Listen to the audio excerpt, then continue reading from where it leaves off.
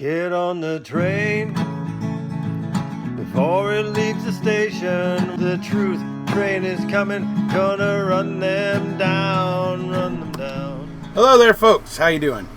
All right, so today we're back talking about Daniel Holtzclaw case again. Now, I did about an hour and a 10-minute premiere the other day regarding Daniel's case, where I was basically going through an overview from the defense's private investigator, where it was a basic overview of the case, a lot of the evidence that doesn't work or has issues and various things. So it was like an overview. This is going to be a bit shorter one. This one is me looking at the interrogation of Daniel Holtzclaw. Now, I've pulled out 3 clips from the interrogation that I thought were interesting. And let me put it another way, that I thought were the most interesting. These are the 3 that I wanted to go after right now. The 3 things that I saw in there right now that I wanted to go after. There's other things in there that are causing me concern, but I'm not sure I know enough of the other factors of the case to understand why or what it is about some of these things that I'm hearing in there that are bothering me. So I don't know, I can't flesh it all out quite yet. But on these 3 things, I have very clear thoughts about what were these interrogators thinking? What were they doing? And what was their motivation? Because I really don't see them seeking truth here. Truth seems to be an afterthought. Truly and honestly, it seems to be an afterthought. There's a couple reasons why I say that. Number one, the way they conduct themselves and the way they talk to Daniel and that sort of thing.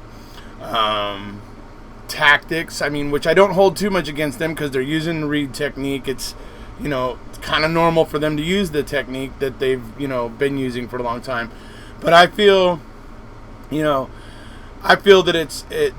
they do a few things that I feel are, dishonest. Basically dishonest. And look, I know the courts, are going to allow Kim Davis and Rocky Gregory to lie in an interrogation. We know the courts are fine with that. What do we think about that as people? As citizens at large, what do we think about interrogators lying to people for the sole purpose of getting a confession, of trying to trick the person into confessing? I just don't think that that's a good method. And I don't think the courts should be so eager to accept, lies from interrogators. So, but currently the courts don't really hold it against interrogators when they do the types of things that you're going to see them doing here today that I'm going to show you. Now, I'm going to be taking some audio clips of the interrogation, which I got off of Brian Bates's website. That's the Holtzclawtrial.com. It's his podcast, Bates Investigates Podcast, and episode 2 is the entire interrogation. Episode 3 is Brian Bates's kind of, he kind of picks out some bits himself, and he talks about some certain bits of that interrogation. And so that the episode 3 is that. Episode 4 is basically the results of it, what happened about the Liggins traffic stop, which is what they're going to be mostly talking about in the interrogation here, because it was Miss Liggins who originally brought this complaint and everything, claiming that Daniel had basically forced her to give him oral sex, is what her claim was. And so the part 4 is basically the what happened with all of that, and you find out what happened with the SANE kit, which is essentially the rape kit. It's like, the swabs and things that they take at the time that it happens. By the way, the SANE kit was taken within 2 hours of when this all supposedly happened, which means that there was a good chance that if Daniel's appendage was in her mouth, and if he in fact even pre-came, or even maybe just some of his skin cells, they would have been present, or there's a good chance that they would have been present. Well, we're gonna go through some things here today. I'm gonna let you know what they ended up finding out in terms of proof with the Janie Liggins traffic stop.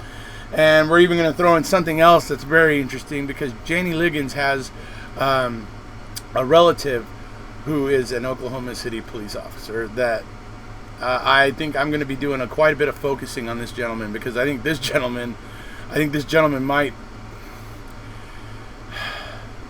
I think if they thought there was somebody in the ranks of the Oklahoma Police Department that might be doing this stuff, I think they were wrong to go after Daniel. I think they should have been looking potentially at somebody else. Perhaps a short black man, as one of the accusers, said her attacker was, which doesn't fit Daniel. So, like I said, all right, so we're going to go into this 3 different parts here of the interrogation that I picked out that I just thought were interesting and wanted to talk about. First one, 28 minutes into this, confession, we get to the point where they are telling Daniel, hey, we didn't just pick you out. We didn't just willy-nilly pick you out, basically. It's like that sort of thing, right? They're basically just saying, we didn't just, throw a dart at a wall full of, Oklahoma City police officers. Well, the fact of the matter is they kind of did. They really kind of did. Okay, because the only thing that Janie Liggins could say is that it was a brand new police, patrol car. So only a certain number of officers had that type of a patrol car. They only had that newer style take-home patrol car, and Daniel was one of them. Okay, and so that's how they kind of were asking Daniel about this, but they didn't know. Literally, one of the very first questions that they ask him in the interview, because they don't know, is, did you pull over a lady at such and such whatever? To which he then tells them, oh yes, I did. I was on my way home, but I saw her swerve, and so I went ahead and pulled her over and did a traffic stop. And it's like that. It's not until that point, okay? They don't really know if it is Daniel yet until that point when he tells them, yeah, I did. I pulled her over, blah, blah, blah. That's when they know it was Daniel. So they're acting in this interview as if they have all this evidence against Daniel. Like they're telling him, as you're going to see here, they try to threaten him with the video and all this stuff, and you guys are going to see what the video looks like. I mean, it's just all these tactics that they're using because they've decided Daniel's guilty, okay, without any evidence to point to him. And another interesting thing is the statement that Rocky Gregory makes to Kim Davis about the entire department is watching this. Now, why in the hell would the entire department be watching this? Has the entire department decided Daniel's guilty on no evidence? What? And then when you go on, and then when you find out the evidence that there is none, no evidence of any of this crap that Janie Liggins claims. In fact, they can prove some of the things that she said were just plain up false. Didn't happen. No proof. She claims that Daniel made her put her hands on the top of his patrol car while he patted her down. Daniel says no. No fingerprints, no handprints, nothing. Then she claims that while Daniel was forcing her to give him oral sex while she was sitting in the back of his patrol car, that he had put his hand up on the top of the patrol car in an attempt to shield oncoming cars from being able to see what was happening, is her claim. So they tested the roof where supposedly he had set his hand, right? So that he could block the view of cars that wouldn't see her, doing what she claims that he was making her do, right? But there's no handprint of Daniel there. So you can go back and look and find flaws in her story. And yet they believed her completely. I mean, no question. They just believed it. And the fact that the entire department is looking at her, Kim Davis here, I mean, why? What? I mean, now it's all about grandeur for her. This is going to be her big case. She's not going to let this go. This is going to be the case that makes her career now. Because everybody's looking at her. This is the case. She's not gonna give up on it. At that point, Daniel's screwed. And then And then there's the part when Janie Liggins goes, obviously, to the press. She didn't ask anybody. She did it all on her own. She didn't mention Daniel's name, but that doesn't really make much of a difference because, you know, it was a matter of time that this was going to be coming out and everybody was going to know who she was talking about. It was only a matter of time. But by her getting on the press like that and saying an Oklahoma City police officer had done these things, it gets people outraged. It gets the press going. Once the press gets involved like that, Daniel's chance at justice has just gone way down. Way down. You know, because that is now in the press and people are now forming opinions, accepting it as completely true and forming opinions. It's you know, it's disturbing. But like I say, they start out in the interview talking about how, you know, they didn't pick him willy-nilly. That's not true. It's just not. It's not true. He is the one that tells them that he is the one that pulled over Janie Liggins. He's the one that tells them at the beginning of the interview. So it's absolutely asinine when you hear them in this interview talking about all the stuff they know. You didn't even know it was him. How can you know anything when you didn't even know it was him? You know what I mean? It's like, okay, all right. Now they know it was him because he, at the beginning of the interrogation, says, yes, I had pulled her over last night or whatever at that time, you know, and all that. So that's how they know. So, okay, that's the first thing I want to point out. I'll play the clip right now. That's what happened. Have I maybe not asked enough questions? I think everything covered as far as that. Do you recall putting your penis in her mouth? I don't. Would you recall that if you did it? If I did it, yeah. Okay.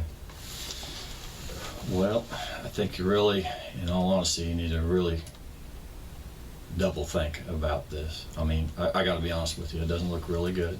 Okay. Okay. I mean, in what you originally thought, detectives just don't roll up in there for no reason. Right. Okay. And we just didn't pick you out. Okay. Right. I mean, there's a whole lineup there. Mm-hmm. Okay. But there's definitely enough here to bring you in here to start questioning you. Right. Okay. We knew you were on that stop. Right. We knew you were there. Mm-hmm. And we can watch a whole lot of actions being performed while you were there. Mm-hmm. Okay.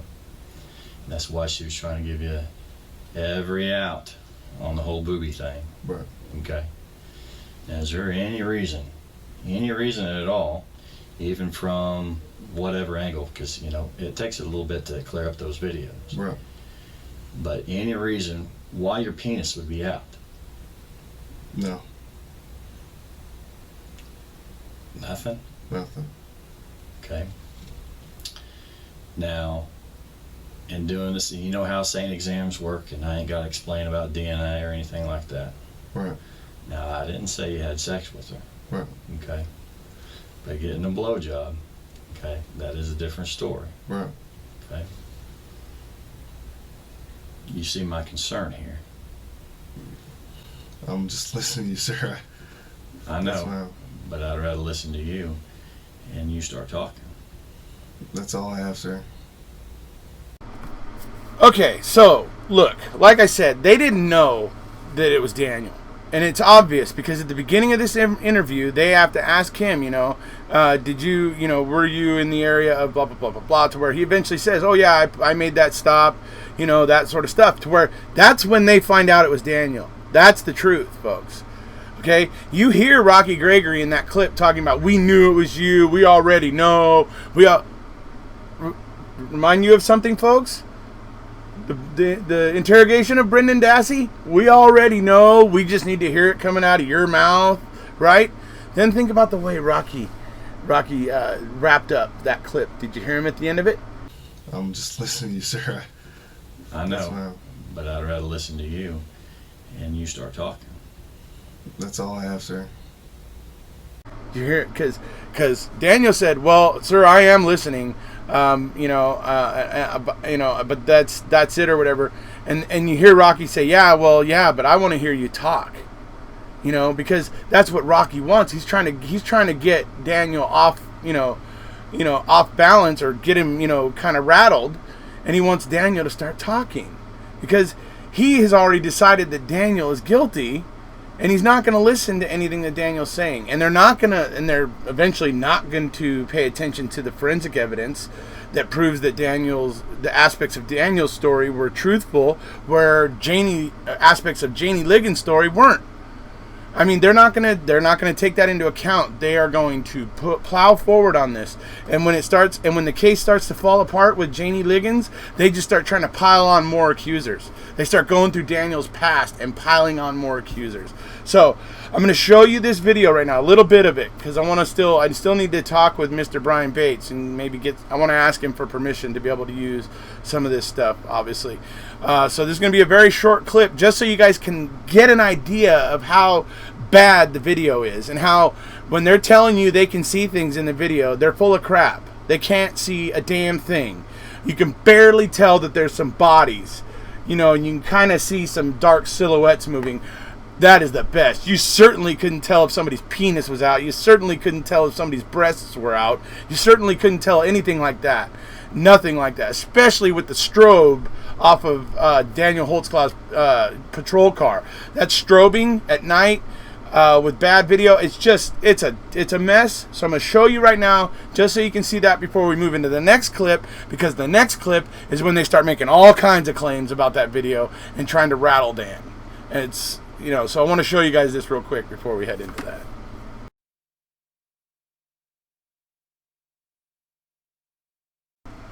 Okay, so this is where the stop was, and this is the building, right?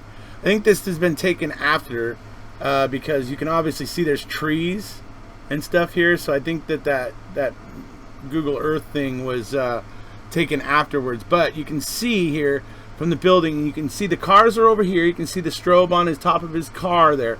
But as you can tell, it's very difficult to make anything out. Certainly not small things. At a distance, you're not going to be able to make out.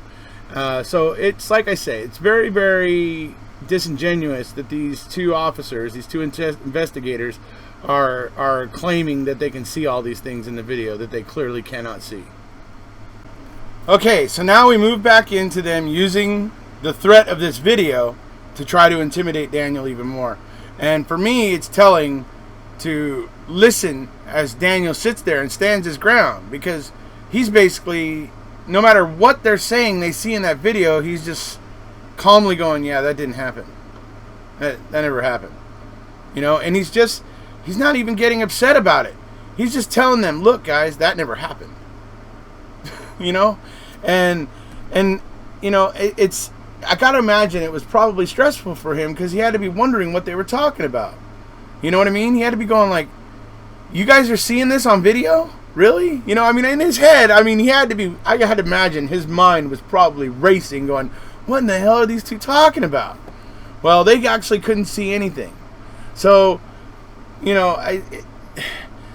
it's like I said, it brings me back to how did they decide Daniel was guilty? They clearly have decided it before they've had the evidence come in, before any of the things to come in to, any of those things.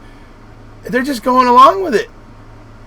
And like I said, and even later on when they find out that certain aspects of Janie Ligon's story were proven false, they don't care. And even with other accusers, when one of them says that her attacker was a short black man, they don't care. They move forward with it. It's just on and on it goes. There's a lot of problems in this case. These investigators, I do not believe, were seeking justice. I believe in the end it came down to a desire for grandeur, a desire to be recognized and known for Kim Davis, that this was going to be her big case that was going to put her on the map. And I believe that's what happened here. Because like I said, the evidence doesn't... We'll just talk about the Janie Ligon stop at this point. And since that's the thing that instigated this whole thing, the evidence isn't there. So you got to wonder why they were getting so gung-ho and wanting to go into Daniel's past to try to drum up these other accusers when the first one had issues with her story. Things that were proven false. For instance, the handprints on top of the patrol car. Not there. lie.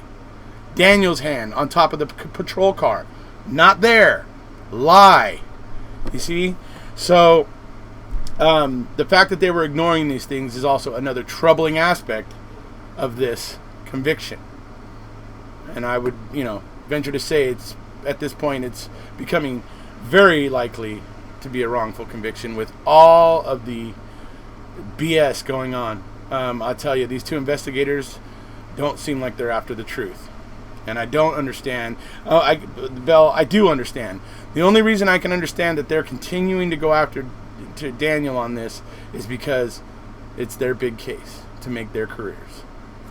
Honestly, I think that's the only real explanation for why these two officers, these two interrogators, would have been ignoring the truth and the evidence and plowing forward anyway. So now we're going to move into the clip where they're basically trying to use that video to rattle Dan, to rattle him, and hopefully they're trying to get him to admit to something. So they are using what they say that can be seen on that video to rattle him. Here we go. Okay, we've had plenty of that. We get that. We know that. Okay, but there is a big difference. Okay, Right. but I'm just saying, these videos ain't helping, and we're gonna do the comparing and all that. Okay. Okay, but it's not looking good so far. Okay. Okay, and I don't want to see anybody go down for something that Right. there was no force. Right. Now, I'm not seeing any beating or anything like that. Right. Okay, I'm not seeing that big time, big guy forcer type thing like what we do see. Right.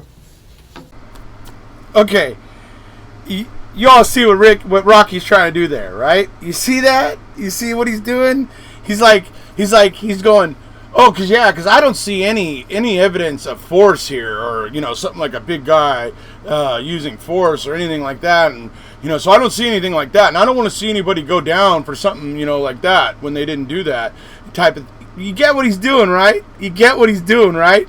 He's trying to give Daniel the opportunity to say that she wanted it, okay? And if you understand where that's going too, right? He's trying to. Now, obviously, Daniel didn't do anything. He's not going to admit to it. But you understand the tactic there, right? Where Rocky's going with that. He's trying to get Daniel to say, "Oh yeah, well she wanted it, and she did want to, and whatever, and there was no force, right? Like as if Rocky's like trying to give Dan an out, right? That's the whole idea there. Just like they were talking about that Kim tried to give Dan an out with the boobs, by the way she was asking him questions about Janie's breasts and whether he saw them and all those things, right?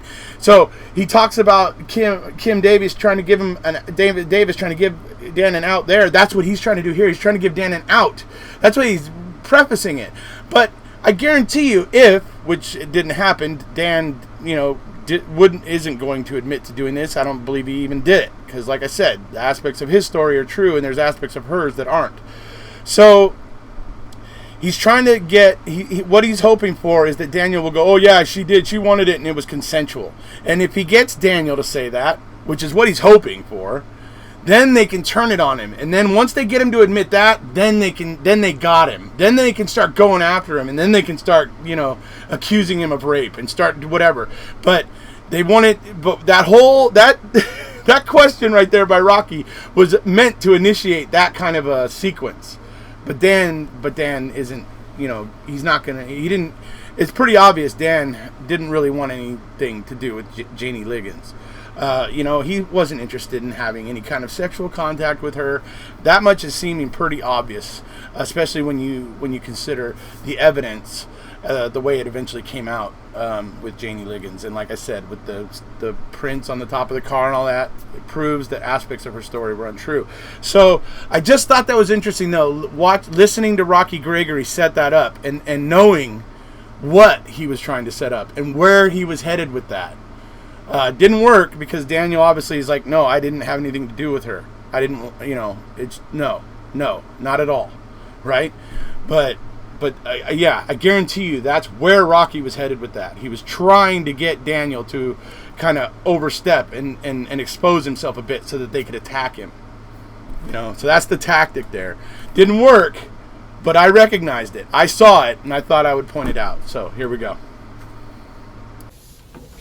But if it was a get out of jail free card, that happens. Right. And we know that happens. Right. But we gotta know that. We gotta know that versus, he made me, I didn't want to, blah, blah, blah. If it's a get out of jail free card, then that's a different story. And we've worked enough of them, cases that it didn't happen. The problem is where we're at right now, Mm-hmm. okay? And that's why we wanted to hear your version of the story. Right. Whether we just go off of what we see and whatever this tests out as. Right. Okay? Okay, so in that last little bit there, one thing that I thought was interesting is their reference to a get out of jail free card. You see? They are basically trying to tell Daniel, if you tell us that she wanted it and that it was consensual, then this is all going to go away. Now, they didn't actually come out and say that, because if they had actually come out and said those words, it would have nullified the entire confession. But because they were kind of mentioning a get out of jail free card, but they weren't being real specific about things, you get it? It's like a promise cloaked in all kinds of misdirection. Okay, but that's the message they're trying to convey to Daniel there. That that essentially they're trying to insinuate that it's a get out of jail free card if she actually wanted it and if it was consensual. So that's what they're trying to do to, like I said, get him to go and make that step into, oh yeah, it was consensual. Then they can pounce, right? That's what they're looking for there. So, like I said, an obvious tactic. That get out of jail free card stuff is, to me, unethical. That is unethical. That is, to me, pretty much making a promise. You're telling a suspect that if they tell you this thing that you're talking about maybe it was consensual and that you don't see any proof of force, and you're saying that maybe that would warrant a get out of jail free card, you are suggesting that if that person tells you that they will not go to jail. See what I mean? So there's the tactic. As I say, it didn't work. Daniel's very firm in the fact that he had no contact, sexual contact, in any way with Janie Ligon. So, like I said, it didn't work, but it's an obvious tactic, and you can see how much they are hoping it will work. But it was definitely a dirty tactic. So now we're going to move into the last bit. And this last bit, folks, is interesting because as I listened to Brian Bates when he did the second episode about the interrogation, where he was doing some of his own review on it, because first he does the interrogation where it's just literally the entire interrogation. You just listen to the entire thing. And then the next episode, he is doing some analysis where he's pulling bits of it out and doing some analysis. And in that, he talks about this next part that I'm going to be talking about. And it has to do with the fact that when Daniel says that when he got home, after he pulled over Miss Liggins, right? When he got home, that he got into bed and that he tried to initiate sex with his girlfriend, okay?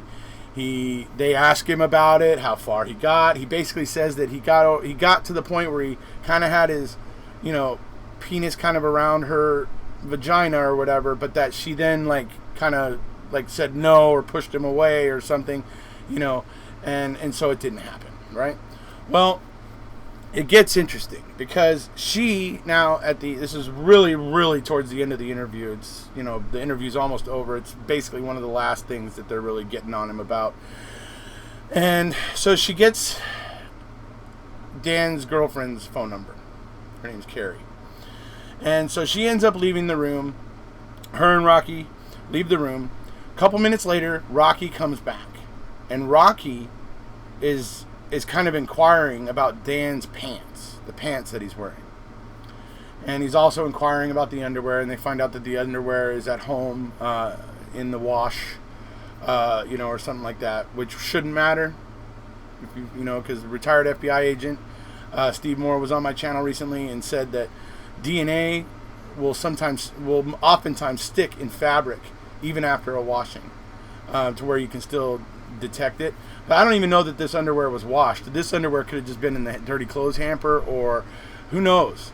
I mean, I don't know many people that are coming home at 3 or 4 in the morning and are starting a load of laundry, but I don't know, maybe Daniel's that kind of guy. I don't know. So my point is, nobody went and found out. Nobody went and looked. I mean, and that's the evidence that you would have needed here. That would have been the evidence that would have been really helpful here, to find out if Dan had actually any seminal fluid in his underwear. That would have been a huge piece of evidence, and why it was ignored is a problem. So here's the issue. Rocky Gregory comes in and starts asking about the pants.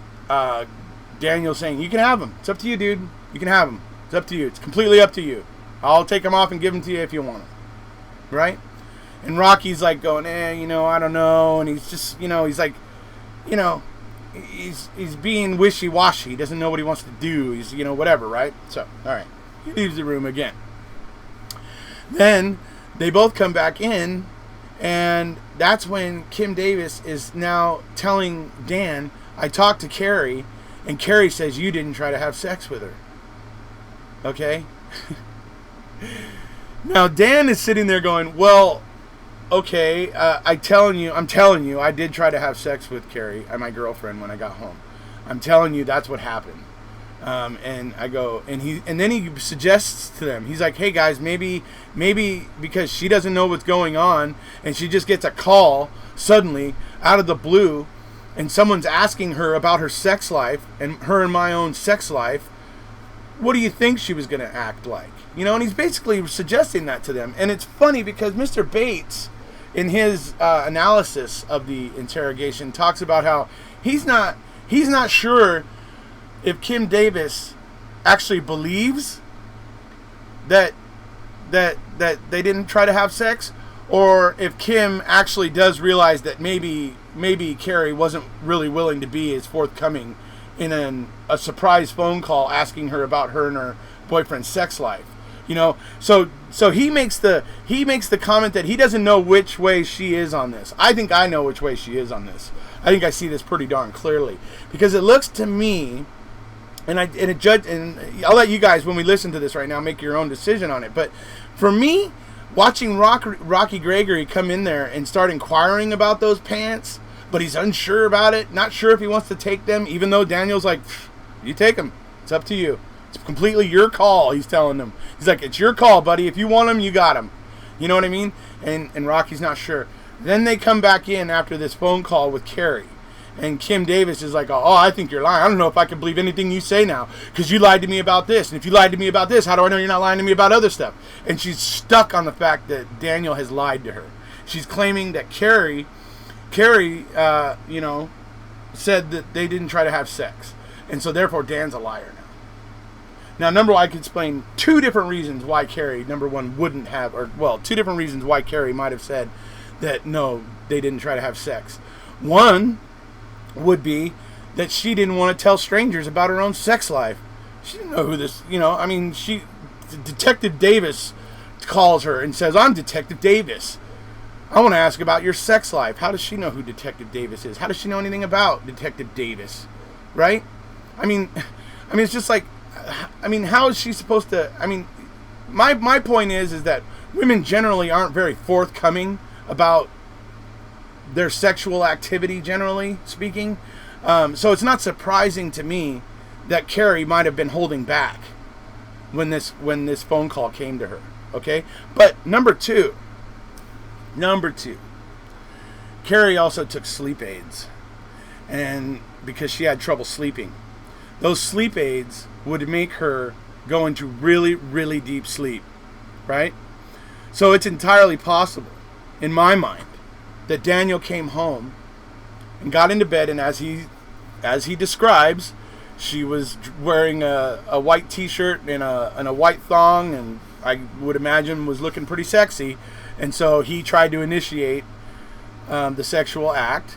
But I think she probably maybe woke up just enough to realize maybe what was going on and was like, no, I don't want to, or whatever, and pushed him away, but was still in a pretty deep sleep and didn't realize she had done it. Folks, I've seen people do this a bunch of times. people that do things in their sleep that they don't remember. Okay? It happens. And if she was taking medication to help her sleep that was putting her into a deeper state of sleep, then I could easily imagine where Daniel tried to initiate this act and she did say no or push him off, but doesn't remember it. It's a completely plausible set of events. Absolutely, completely plausible.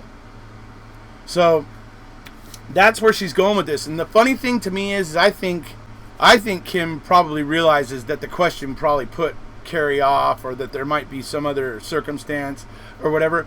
But I think she's desperate to cling to it. And the reason why is I think they're using it as a reason, because it's not until she comes in and starts accusing Daniel of lying that they then go, okay, yeah, give us your pants. It's almost like it's like a way to qualify them taking his pants from him. And it's bizarre to me, but it's almost like it's almost like she was trying to, generate drama to make the taking of Daniel's pants seem more plausible or more justifiable, right? It's almost the way it comes off to me. It's pretty clear, and like I said, so that was what I just felt like that was a lot of dishonest stuff that they were doing. And then you add to that they kept threatening Daniel throughout this interrogation with the allegations of Miss Morris. And Miss Morris also was also claimed that she had been raped or whatever. Well, they're saying by Daniel, but the fact of the matter is she picked out a completely different cop from the lineup that she was shown, not Daniel. Okay, then we have another one of the accusers, Miss Ellis. Okay, Miss Ellis claims that she was raped by a short black man. Daniel is a tall, muscle-bound Caucasian guy. You see the problem there, right? So it's watching how zealously these two detectives are pursuing Daniel with so little cause is a huge concern, and it's an indicator of why this investigation went the way it did, and why they were using the tactics they were using. I honestly, the way that they went back through his past, just cherry picking people out to potentially turn into accusers, is just wrong. I mean, these are people that he had contact with, wrote tickets or arrested or anything, things like that. They're gonna have a grudge. They're gonna have a grudge. And if you go back into the past and start asking those people to that if they were ever assaulted and or sexually assaulted and whatever and stuff, I mean, you're giving them. I mean, that's just to me a bad way of handling the investigation. Bad way. Self-fulfilling prophecy, the way Brian Bates said it. It's exactly what it is. It's exactly what they set up, is a self-fulfilling prophecy when they were going and talking to these accusers. So it makes all of these claims more suspicious, not necessarily because of the people, not because of the women making the claims, but because of the investigators' questionable tactics in pursuing and finding and in bringing these claims in. It's a flawed way of investigation. Any questions? No, I don't have any questions. Can Daniel go? Maybe he can be like, hey, ask me this.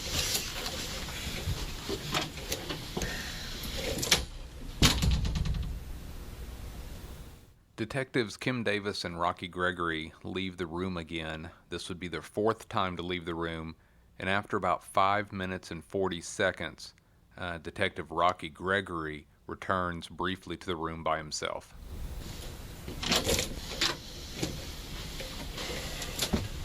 It's a little toasty in here. It is a little toasty. We can keep this open. Your pants. These are the pants you wore last shift? Yes. It is? Yes. Okay.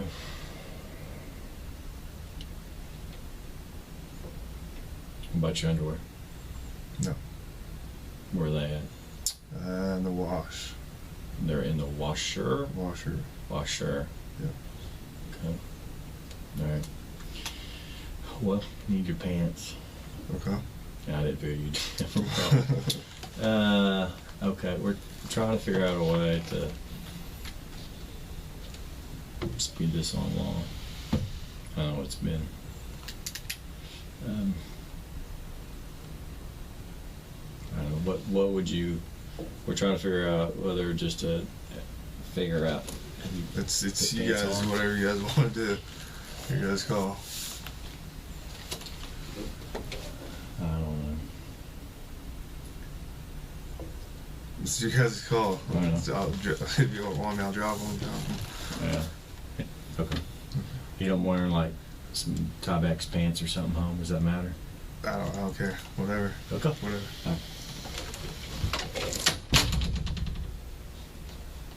Detective Gregory once again steps out of the interrogation room. He and Detective Davis return after just a little over 2 minutes.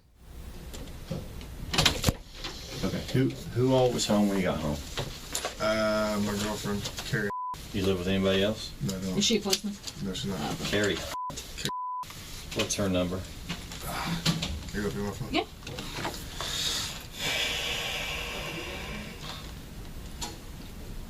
As much as I don't want to get her involved. We're not gonna tell her what's going on, but we are You gonna. tell her whatever you want to. Yeah, we're not gonna. Her number is going to be 918. Does she work? Are we gonna? If we She call? does work. She Does she works work now? at normal 8 to 5 hours, Monday through Friday. Where does she work? At a Memorial in MacArthur area. Around there. Alright, we're getting those Tyvek's to go. Don't call her. Okay. For now the 6th time, Holtzclaw is left alone in the interrogation room. Both detectives return after about 4.5 minutes. You created some more work. We were fixing to go. I just talked to Carrie. Okay. She said she was asleep when you got home and you did not try to have sex and you did not have sex. Did try to have sex. She said you didn't. And I asked her, could you have been asleep? And you kind of, whoa, no. And she said no. You did not try to have sex. As much as I don't want to involve her, I tried to have sex with her and she was asleep. Carrie goes to sleep pretty early, about 9, 10 at the late. Okay, but she would know if you tried. I'm a woman. I know. And my husband comes home in the middle of the night and I'm like, are you kidding me? I've been asleep. You said you twirled around her vagina I did. and you put it in a little bit and then she said, I'm tired. No. I did. She would remember that to tell me. Shoot. Maybe. She said you did not try to have sex. And it's more personal because it's Carrie, but I did try to have sex with Carrie. I did.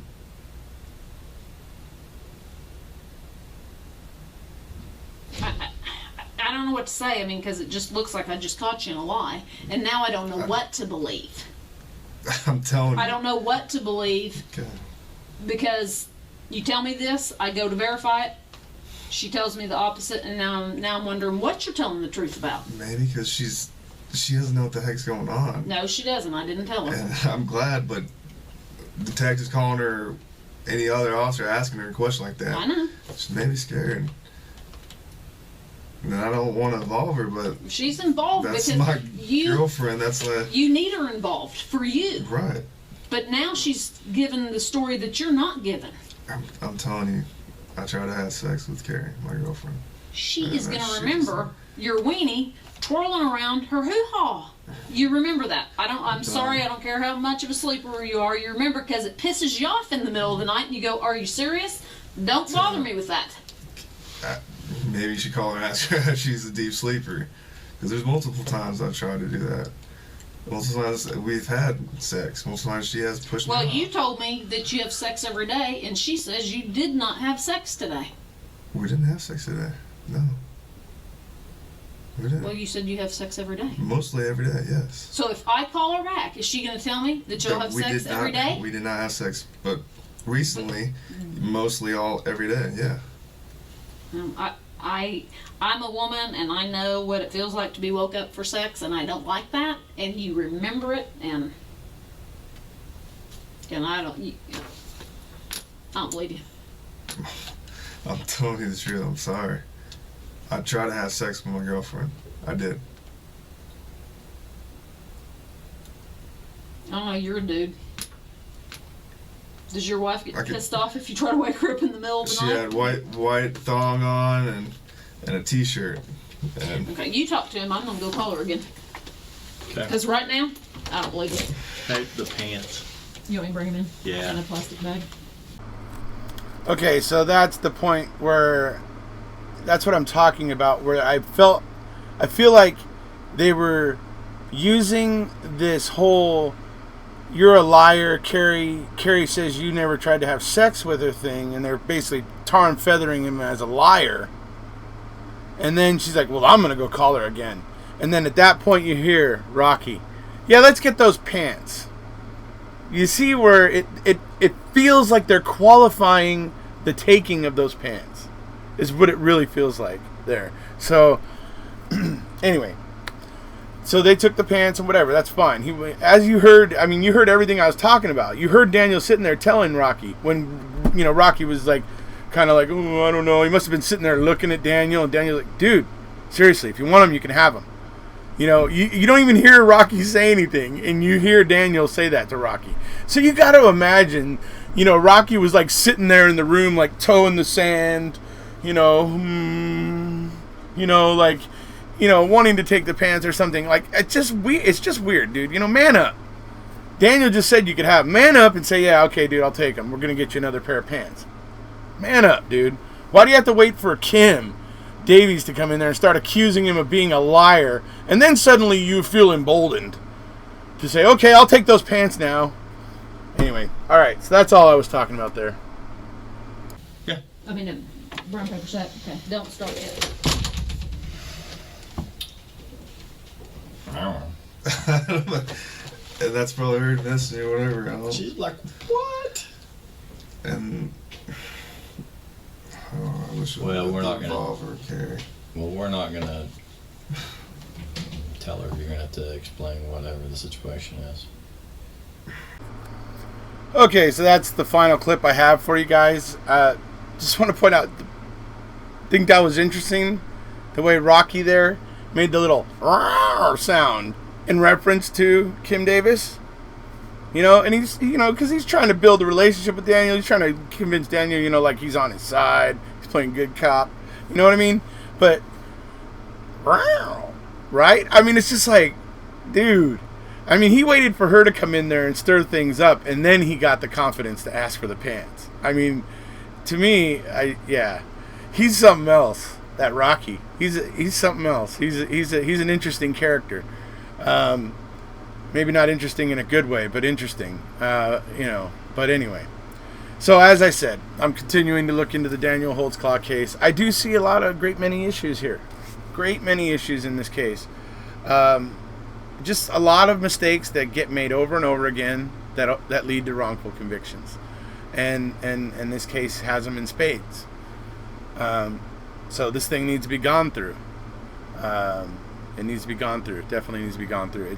It's there's a lot of problems here, and I don't it's like, as I look through wrongful convictions, how often is it the investigation that is to blame for getting it wrong or for it getting off track? Because investigators sometimes just seem to think they can just do what they want, that they don't have to do that there's not a reason for the protocols and the rules that are in place for investigations, that those aren't there for any kind of reason. They'll just circumvent those rules and stuff, you know what I mean, and the courts will let them. I mean, if all these things mean nothing, I mean, when we look at the stats coming out of the Innocence Projects that tell us, all these different cases, the tactics that were used, the investigational tactics, the prosecutorial tactics, and how various, combining of these factors lead to wrongful convictions. And and the stats are there to show us. And like I said, this case has a great many problems. And so it does need to be gone through. I hope a lot more people begin to take an interest in Daniel's case and to really go through it. I mean, if Daniel didn't do these things, he should be out of jail. I wouldn't want him to be in jail. If he's innocent of these things, it's a terrible thing for him to be in jail, folks. He was a very, very, very bright officer. He was up and coming through the ranks. I mean, he'd only been there like a year or two, I think, at OKC, and he was one of the ones that got the brand new take-home patrol cars. You know what I mean? And because he had been part of some, as a patrol officer, he had done a couple things where he got noticed. So he was a really good officer, and he probably has a lot of enemies inside. So if he didn't do these things, he needs to be out. He needs to be out, because it's almost like doubly worse. This wrongful conviction is like twice as bad as a normal wrongful conviction in a certain way, because Daniel's just not a normal guy going into prison. I mean, it's bad enough when you're just a normal guy going in, okay? Normal, average, everyday citizen. When you're an ex-cop like Daniel, who was an up-and-coming, officer coming up through the ranks, a good officer, a very well-respected officer, he's going to have a lot of enemies in there. I feel very, very terrible for Daniel if he did not do any of these things, which it looks like it's very questionable that he did. So, like I said, folks, I will continue to keep looking into the Daniel Holtzclaw case. If any of you folks out there want to start looking into it with me, let me know. And we can get on here and have panel discussions and talk about it as well. I just think this is an interesting case. There's a lot to absorb, and kind of take in. So anybody that's out there that's taking an interest in it and wants to kind of look into it, let me know. Like I said, I think it's interesting, and I think it's important to take an interest in other wrongful convictions, because I feel it helps me sharpen my arguments when I'm trying to argue wrongful convictions, but in particular Avery Dassey. But you guys know I also have a big place in my heart for Scott Davis down in Georgia, and many other wrongful convictions of youth that I've covered here on my channel. So we know what wrongful convictions look like. We've been studying them. We've studied the Avery Dassey cases, and we've seen all the earmarks of wrongful conviction there. We've studied other cases. We've looked at the Amanda Knox. We've looked at Ricky Kidd. You know what I mean? We've seen what was going on there with Jason Strong over on Tracy's channel during Mammothon, another wrongfully convicted gentleman. And we're hearing these stories, and we're understanding what wrongful convictions look like and what contributes to them. So this is another one of those cases that teaches us a lot about the earmarks of a wrongful conviction. And so, like I said, if we can dig into this more, create more awareness about this, and see for ourselves and prove for ourselves whether we believe that Daniel is guilty or innocent. But like I said, from what I'm seeing so far, everything that these two investigators are coming up with is smoke and mirrors and grasping at straws.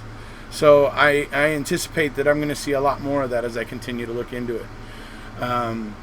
But yeah, you can see some of the issues I was pointing out with today's interrogation. They were convinced that they were already convinced at that point that it was Daniel, even though they had no evidence, nothing to really explain that certainty. Nothing to explain that certainty, right? All right. That's about it for this one, folks. I hope you guys enjoyed it. If you haven't already, please hit subscribe, and we'll see you.